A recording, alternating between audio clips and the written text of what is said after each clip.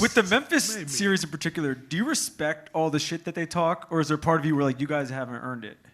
Oh no, I love it. I think it's absolutely incredible. I love them talking shit. I think it's great. You know, I've spoke on the podcast before about Memphis being oblivious to the situation. Like they're young. No, I'm serious. And it's not an insult. It's actually a compliment. They're young, and they don't know how big these moments are. So they're just oblivious to it. We've been there before, where you're just in the moment and you're playing, and like, I'm in my third year, we're competing for a championship.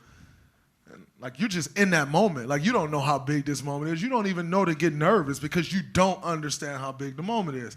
And so I've said that about Memphis. Like, those young guys, they're unfazed by anything. And a large part of the reason that they're unfazed is because they just don't understand how big the moment is. Now, talking shit to the team that won a championship after they beat you, after they win a championship, is an entirely different level of oblivion. Like, it doesn't get much more oblivious than that. And I think for them, you're now going to be expected to do that. You're now going to be expected to win these games. And it's not as easy when teams are coming for you. And so I think now they're going to get their reality check. And it's not that they won't still be able to win. They may still be able to win. But they're going to realize how much harder it is for them to win. And now, because they're talking the way they're talking, they better lose that oblivion. Because they better understand these moments now are huge. Like, you know, I love Ja. I love his demeanor. I love he carry himself. I think being true and authentic to yourself is like the way to go. You've shown that. You've shown that. I've shown that in this space. Like, being true to yourself, authenticity is what sells. Everyone say controversy. Authenticity sells. Authenticity is why Stephen A. sells, not because he creates controversy. If that was the case, Skip Bayless would sell. But authenticity sells. And so I absolutely love Ja Morant and everything that he stands for. But now you're going to be expected to do that. And don't go out there oblivious.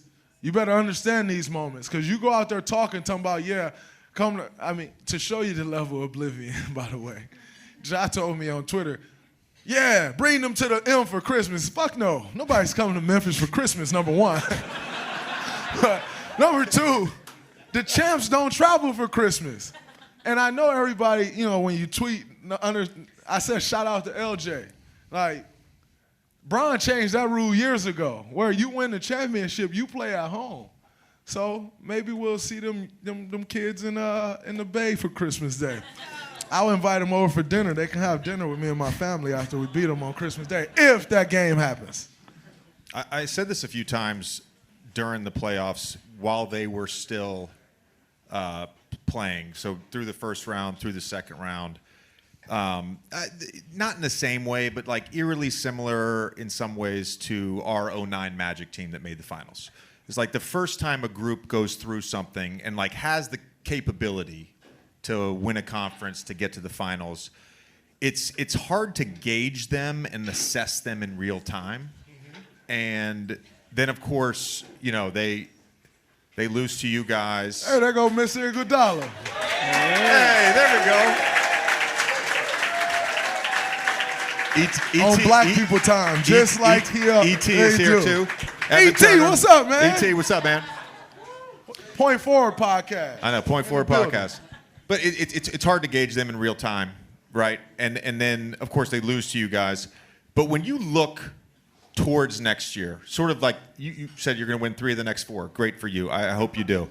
But when you look forward in the Western Conference and you think about threats, where do you see threats?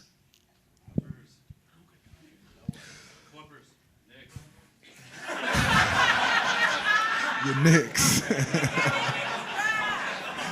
Wow. Where do I see threats? He said the West, all right? Can we leave the Knicks and Brooklyn out of this?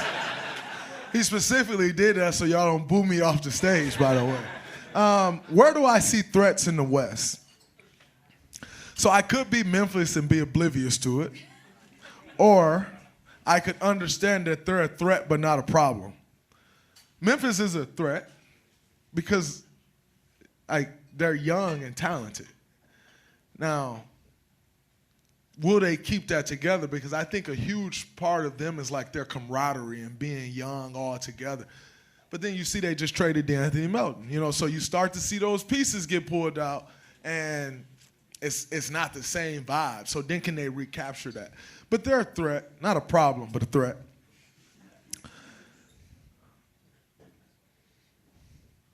The Clippers got Ty Lue as their coach, who I arguably is arguably, I have a great coach myself, Steve Kerr. But for the sake of the old media debates, Ty Lue is arguably one of the best coaches in the NBA.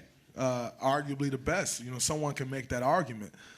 And then they have great players, Kawhi Leonard, Paul George, the guys that they're filling in around them with. You go pull a trade off and get Robert Covington and Norman Powell. And you already have Marcus Morris there and Reggie Jackson. They're a real threat. Batum probably will re-sign there. That's a real threat and a problem. They're a threat and a problem. But other than that... Were you surprised? Were you surprised Dallas got there? I'm sorry. Dallas is a threat because they have one of the best players to play. Yeah. And when you have, by all means, don't get it twisted. There were a lot of reasons we won the finals, but we had the best player on the court every series we played in. So your chances of winning goes through the roof. In most series that Luka Doncic plays in, he's going to be the best player on the floor. So because of that, you'll always give yourself a chance. And then they got Nico Harrison, who, you and I both know how Nike negotiate, and that was Nico negotiating those contracts. So they got Nico doing the job with Jay Kidd, and I think their secret ingredient to their thing is Jared Dudley. Jared Dudley is one of the smartest guys that I've been around when it comes to basketball. And Duz is very smart. So I think that's their secret ingredient. So Dallas is a threat. Can't quite say they're a problem yet, but they are 100% a big threat. Memphis is a little threat. Dallas is a big threat.